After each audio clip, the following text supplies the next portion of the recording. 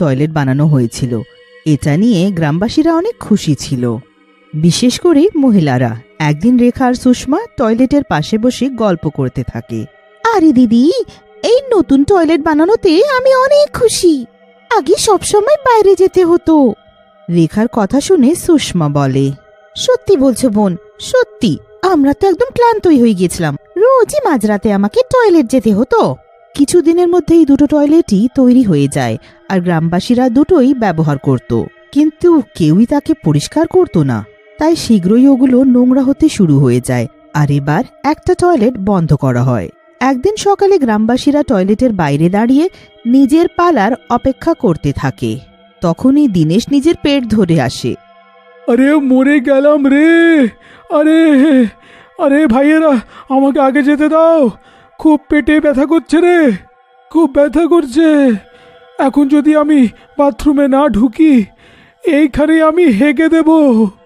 Dinesh line ছাড়াই টয়লেটে যাওয়ার চেষ্টা করতে লাগে, কিন্তু গ্রামবাসীরা তাকে থামায়। ভীমা পলওয়ান দিনেশকে বলে, কি বে, কোথায় যাচ্ছিস বে তুই? দেখতে পাচ্ছিস না লাইন লাগা আছে? যা, ফুট। ভীমার কথা শুনে দিনেশ ভয় পেয়ে যায় আর পেট ধরে ওখানেই দাঁড়িয়ে পড়ে।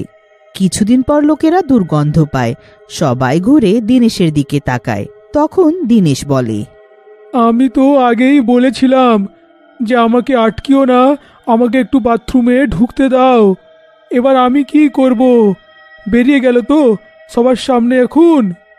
শালা খুবই নোংরা লোক বে তুই। যা, ভিতরে যা আর নিজেকে একটু পরিষ্কার করে আয়। শালা হাগাটাও চেপে রাখতে পারে না। আরে ভীমা দাদা, এতে আমার কোনো ভুল নেই গো। কালকে আমি লিট্টি চোখা খেয়েছিলাম, তারপরেই কে জানে কি দিয়ে বানিয়েছিল। উফ, পেটটা অনেক গন্ডগোল হয়ে গেল আমার। আর কিছুদিন পর সুন্দরনগর থেকে ডাইনিদের একটা দল যেতে থাকে। ওখানকার সৌন্দর্য দেখে দলটা ওখানে থেমে যাওয়া নিশ্চিত করে। আর দলের মধ্যে থেকে কালো ডাইনিটা বলে, কত সুন্দর গ্রাম আছে এটা। ডাইনি বোনেরা, আমার কথা শোনো, কিছুদিন এখানেই রয়ে যাই। কালো ডাইনির কথা শুনে মোটা ডাইনিটা বলে, ঠিকই বলছো কালো ডাইনি, আমিও এটাই বলতে যাচ্ছিলাম। তুমি তো আমার মুখের কথা বলে ফেললে। তখনই ডাইনিরা টয়লেটটা দেখে, একটা বন্ধ ছিল আর একটার আগে ভিড় জড়ো ছিল। ডাইনিরা খালি টয়লেটের ভেতরে থাকতে লাগে। পরের সকাল আবার গ্রামবাসীরা টয়লেটে যাওয়ার জন্য টয়লেটের বাইরে লাইন করে দাঁড়ায়। তখনই টিল্লু নামের একটা গ্রামবাসী পেট ধরে ওখানে আসে। আরে গ্রামবাসীরা, আরে একটু আমার জন্য থামো, আমার তো খুব জোরে হাগা পেয়ে গেছে।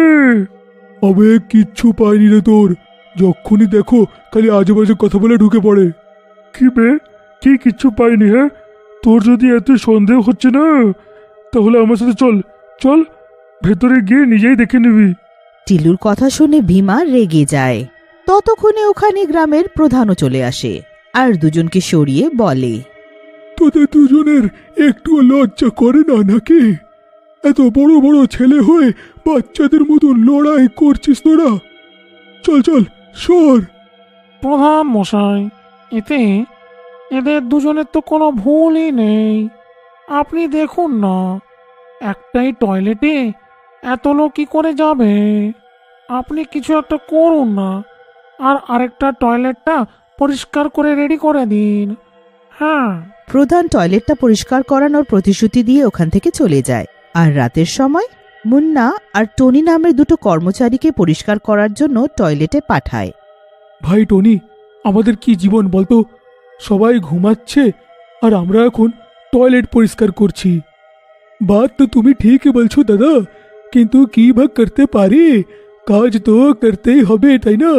চলো টয়লেটটা সাফ করে আমরা আসি। এতটা বলে টনি যখন বন্ধ টয়লেটের দরজাটা খোলে তো ও অবাক হয়ে যায়। তার সামনে ডাইনিরা দাঁড়িয়ে থাকে। এসো টনি আর মুন্না, আমরা তোমাদেরই অপেক্ষা করছিলাম। এসো, কয়েকদিন ধরে ক্ষুধার্ত আমরা। টনি আর মুন্না ধীরে ধীরে পেছনে সরতে লাগে। তাদের অবস্থা দেখে ডাইনি হাসতে লাগে আর বলে, আমরা তো বাইরে আসতামই মুন্না, কয়েকদিন ধরে আমরা এই টয়লেটে বসেছিলাম, এবার আমাদের খিদে পেয়েছে। তারপর ডাইনির দলটা মুন্না আর টনিকে মেরে তাদের মাংস খেয়ে ফেলে আর সবটা টয়লেটের ভেতরে রেখে দেয়। পরের সকাল দ্বিতীয় টয়লেটের দরজাটা বন্ধ দেখে প্রধান বলে, এই মুন্না আর টনি 1 নম্বরের মধুরে একটা কাজ দিয়েছিলাম, কিন্তু তাদের দ্বারা তো সেটাও হলো না। একটা কাজেরও নয় এরা, মনে হচ্ছে আমার অন্য কাউকেই দায়িত্ব দিতে হবে। তারপর প্রধান রকি নামের দ্বিতীয় কর্মচারীকে নিয়ে আসে আর বলে, এই রকি, এখন এই টয়লেটটা পরিষ্কার করতে হবে, কারণ জবের থেকে এটা বন্ধ হয়েছে। গ্রামের লোকেরা নিজেদের মধ্যে টয়লেটের জন্য লড়াই মারপিট করেই বেড়াচ্ছে। আপনি চিন্তা করবেন না গো প্রধান বাবু, আমি নিজেই এখন টয়লেট পরিষ্কার করে দিচ্ছি, 1 মিনিটেই টয়লেট পরিষ্কার। এতটা বলে রকি টয়লেটের দরজা খুলতে যায়, কিন্তু যেই ও দরজাটা খোলে ও ভয়ে চিৎকার করতে লাগে। রকির চিৎকার শুনে প্রধান রেগে বলে, তখন থেকে কি ভূত ভূত বলছিস? কোথায় কোথায় এখানে কোন ভূত আছে? হ্যাঁ, চক্ষুরে দেখো এদেরকে, শুধু একটা নাটক নাটক আর শুধু একটা নাটক। কিন্তু যেই প্রধান ওই দুটো কঙ্কালকে দেখে তো ও ঘাবড়িয়ে যায়। ততক্ষণে রকির চিৎকার শুনে বাকি গ্রামবাসীরাও চলে আসে। ভীমা পালওয়ান রকিকে বলে, কি হয়েছে রকি, তুই চেঁচাচ্ছিস কেন? এতটা বলে ভীমা টয়লেটের ভেতরে উকি মেরে দেখে আর অজ্ঞান হয়ে যায়। ভেতরে ডাইনির দলটা কঙ্কালের হাড় খেতে থাকে।